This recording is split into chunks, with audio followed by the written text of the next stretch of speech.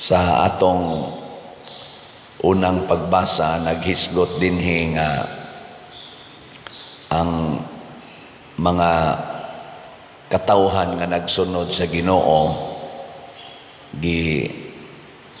dumtan sa mga kadagkuan sa kalibutan. Makapangutana tingali ta, nganong dumtan man ang mga tao nga nagsunod sa Ginoo sa kalibutan? Lingi ay mong tupad ing nganong dumtan man.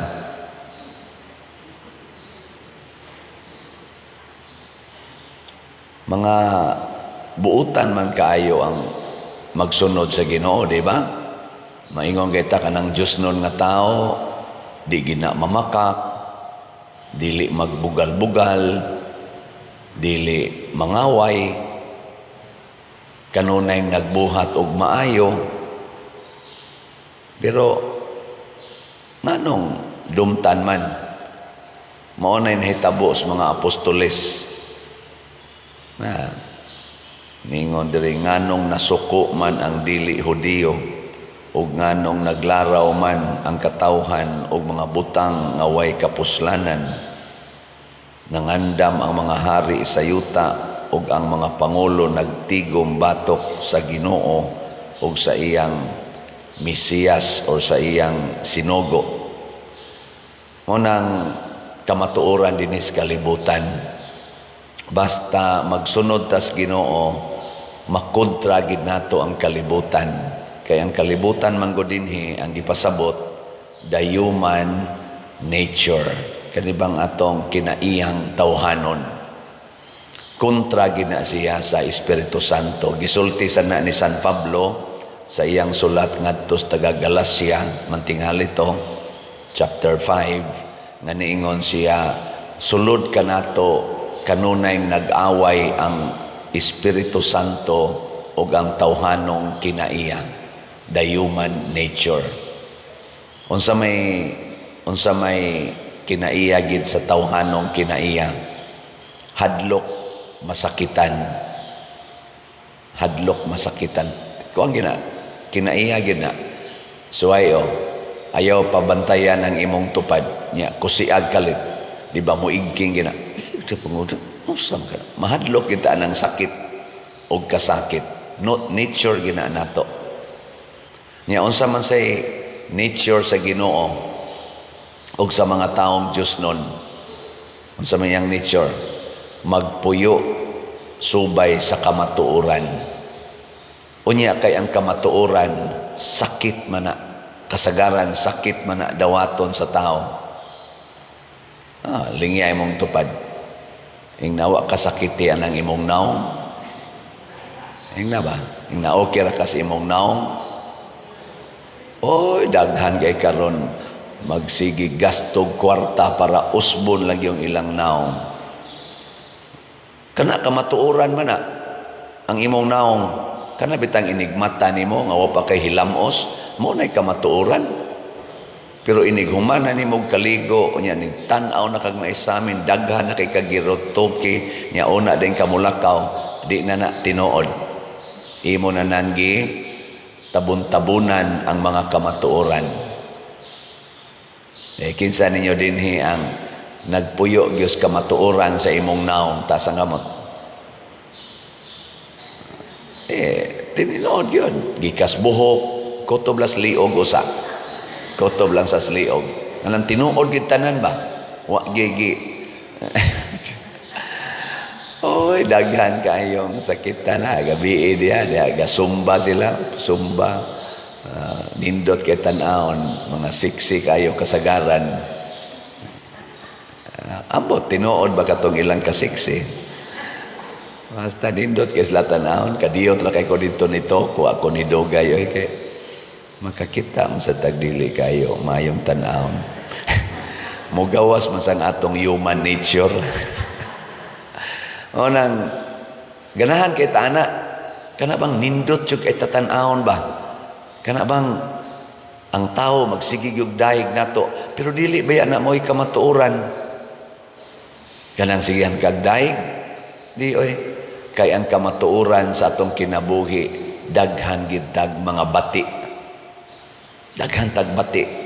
Nya sigihan na natong tabon hantod mas stress na lang hinuunta. Mao na ang gitawag og pagpamakak. Mamakak na ta ba? Kinsa man roy gapuyo sa kamatuoran, Team Marcos o Team Duterte?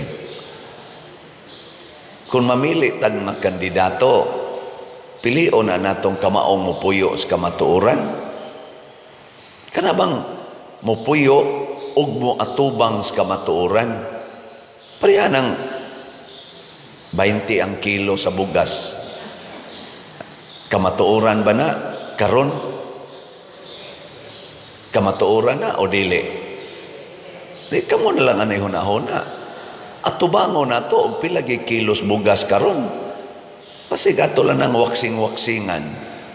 Himo-himuon na tong 20. Nya di gid na tinuod, maubitang sa Visayas ra ang target. Kay dili pwedeng i-implement sa whole country. Kay dili siya kamatuoran. Nganong ipamugos man nato nga di man di tinuod. Para unsa man. Puyi ang kamatuoran og tag 80 na girong kilos bugas or 60 ba atubangon ta na aron anha ta diha manukad unsaon nato dili kay atong waksing-waksingan nga mag-declare ta og 20 ang kilo pero dili sad mahurot ang tibuok nasod ngano man di ay 20 ras Visayas nya 60 80 dito Luzon nya sa Mindanao lain na sag presyo pulos ra man ta mga Pilipinos. Ano ba? Mabitang niingon ko pakpakan atong kumilik tungod kay ning agree na sila nga ang counting machine sa kada presinto dili i-connect sa internet before, during, and after sa iyang counting. Nindot na siya. Kay matod pas mga expert aning IT, basta connected sa internet, ang mga hackers nga mga maayo kay ana ilara ng usbon ang resulta at least sa precinct level mugawas ang kamatuoran nga naa diha gikan sa namutar nagi-feed anang maong machine mo nay theory sa mga expert sa IT og ni-agree na ana ang kumilik. Congratulations kay dihas presinto mugawas ang tinuod. Posible ba in terms of counting votes nya inig-feed na ana ngadto sa internet nga mo connect na ngadto sa provincial ug national level posibleng naa na dihang mga hackers at least ang katong precinct level mao na toy mo fact check kung ang national level nga counting consistent pa ba sa precinct level at least lang na ay check and balance. Muriak man gyud tong mga kandidato nga mulahi ang resulta sa presinto lahi ang sa nasyonal. Kini siya gitawag ni og kamatuoran, pagpangita sa kamatuoran. Nya sakit man na usahay kung pananglitan deron masiruhan gyud ang tanang kandidato nga dias Duterte. Madayon ginang 12-0 kasakit ana dawaton sa mga Duterte nga side. Di ba? Pero kung kamatuoran, mao ginay tinuod nga gipili sa kinabag-an nga mga Filipinos, bisag sakit dawaton gyud. Unya aron kung simbako ang Marcos ad nga team mo'y masiruhan, nga mga Duterte mo'y mugawas, kasakit ana dawaton sa mga Marcos nga team. Di ba? Pero kung maunay kamatuoran, atong dawaton, ug maunay gipili sa atong democratic way of expressing our decision during election. Dawaton. Unya kon ang kamatuoran wa pa gyud mahurot atong slot para sa pista na pa may 37,000 nga wap amahalin tag 100 pesos unsaon man ni Ronato na karon namang Sabado atong pista. Kamatuoran man na bilingi ay imong tupad ingna unsa may imong ikatabang ana ingna mulingiw-lingiw lang mo kamatuoran kamatuoran man na. Mao na. Kung sa may buhato ni Padre Siano, sige ra jud kog sulting. Naay panginahanglan. Gahapon bitaw, niingon ko kining atong microphone, kining gigamit bang microphone, nahog ni extra nato nga expenses kay nikalit mag-back down tong karaang microphone. Kalit man lang to siya, di na mo klaro ang tingog. Maunang nipalitaan Nya 23,000 man akong gi-announce gahapon pagka alas 9 o alas 11 nga misa. Nya naanak ko no dito ni Dool Dayos opisina nga ako lay angkon anang 23,000. Atong pakpakan. Pero iya pa ko tong i-deposit sa atong bank account. Simbak kog dili musod. Ato lang sang i-announce og balik ha. Mahibawaan man ni karong Miyerkules kung nisod ba kay karon dili pa man to makita. Ugma pa man ang makita nato sa atong online nga banking. Tanaw nato musod ba. Kana mga inaana ba ang kamatuoran nindot dawaton kung favorable nato. Pero kung ang kamatuoran magpakita, sama niya akong giingon, ang atong slot para sa pista, 37,000 pa ang wapamahalin, tag 100 pesos rin siya. Sakit para sa nako, nga mao'y nagdaaning maong kalihokan sa simbahan, isip inyong Paris Priest, sakit-sakit sa ni para nako. Nya kung daghan ang mo dawat sa kamatuoran, sama nako, mudawat, nya pilagod ni ang akong subscriber sa atong YouTube. Pila naman? 247,000 ang subscriber nako sa YouTube. Unya ibutang lang nato 10% ana maminaw sa akong kaning mga humili kada adlaw. 10%. Pila may 10% sa 247,000? Di mo kakuan. 10% sa 247,000. Naas mga 24,000. Di ba? Sige, 24,000. Unya, kada usa na mupalit og usa ka slot, 100 pesos. Pila na may madawat nato ikaugma. Na.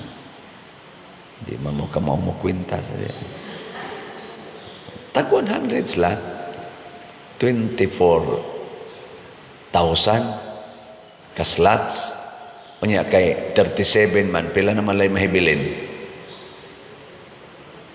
13 na lang ka slots, 13,000. Unya inig pista pohon, ikamayo 3, mamalit na sad ang 10% og kuan tagsa kaslat. Na kaduha pila ra ng 100 in 1 week, di ka kapalit og kaduha, kapalit unya kon 50% sa 247,000 mo palit, pila may 50% sa 247? Di gyapon mo ka mo kwenta. Katunga ana ba? Katunga ba 247? Di mga 100 pila man na? 120? Ang mga 120 kapin 1,000. Unyag mamalit na karong adlaw. Di 120 ka slots, 1,000 atong madawat nya. 37 ra may atong gikinahanglan, 1,000. Ana. Magtaghoy-taghoy nas Padre Siano. Kinsa man di ining guided by the Holy Spirit, gitawag ni Kristo og kana bang tao nga natao pag-usab, born again. Mao ba ni gigamit sa atong mga kaigsuonan nga naagagamit anang kuan. Pero ang tinuod di ay nga born again, matod pa ni Kristo, kana bang mura nakaghangin Hangin ba nga bisag asa ka padong libre ka pasabot na ay freedom.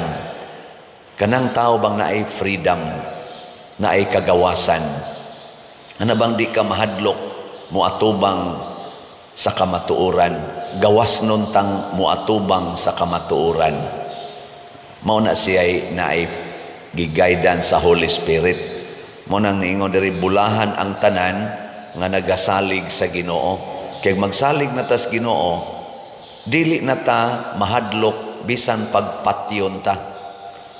Free ka, free nga mabuhat. Karon na sila dialogue diha nag-debate ang mainstream media representatives dito TV5 man siguro to ang nag-host ato, ang mga vloggers kana mga prominent vloggers na to nga naa sa social media o ang mainstream media nga mga agents. Naglali sila. Ang ilang contention kinsa man gyud ang angayang tuhuan, ang mga vloggers o ang naas mainstream media. Unsam audi ang social media, influencers o ang mainstream media nga mga writers. Kinsa may maing tuhuan. Ang saktong tubag tingali kadtong nagsultis tinuod. Ang sunod sang pangutana, kinsa may nagsultis tinuod? Ilingay mong tupad. Unsa may timailhan nga nagsulti na siya tinuod? Ang kamatuoran sa atong sitwasyon, daghang tao ang muuyon. Niya kay na naman tay kanang gitawag og mga Google, Wi-Fi, kanon sa Wi-Fi, kanang Facebook, kanang Instagram, kanang mga YouTube, mailhan dayon na nato sa mga comments. Anas comments ba? Reaction sa public. Kung musulti ka karon og sayop, ang public mo react dayon na negatively. Unyag musulti gani kag kamatuoran, ang public mo react positively. Mo na nakanindot karon. Kay naa dayoy instant reaction ba? Inig post pa lang nimo after mga 1 minute nanay reaction. After 1 hour gi-post ng imong naong nya ing nagwapa gyud kay ko. Ako gyud mo'y ideal beauty. Nawa, di ba inig dangtag mga 1 minute. Kay bawa nakas reaction. In kadi man sa nakasaligan ang reaction, Father, kay naaman say mo react nga antay lagid siya nimo. Oh, sige lang. Kay mga bot man gid tong tanan, basta i-public lang na nimo. Manood man gid tong ubang mga reactions. Maila na mangi positive na negative, pero ang kinadaghanan mao gina siya atong makita. Ikaduhang kamatuoran, ang nagsulti niini sa kamatuoran dili mahadlok nga mobarog sa maong kamatuoran. Ang nagsulti ba, ang nagpadayag, dili siya mahadlok nga mobarog ni ana. Bisag kinsa pay mo atubang niya. Pero kaning nagsulting bakak, mahadlok na. Usahay mag-usab-usab ng ilang statement. Ang ilang statement karon ikaugma di na mao. Mag-usab-usab ba? Ang yes nila karon ikaugma no di ay. Ang no nila karon ikaugma yes di ay. Mao na sila ang mga dili. Ang dili magsultis tinuod kana bang mag-usab-usab pananglitan na ataroy daghan kaayo nga kusog kay mo komentaryo og mga kahiwian sa katilingban. Pero karon nga daghan kay kahiwian o daghan kay questionable nga mga panghitabo sa katilingban, nangamingaw ni sila. Wa sila'y comment. Murag ang ilang ba sealed.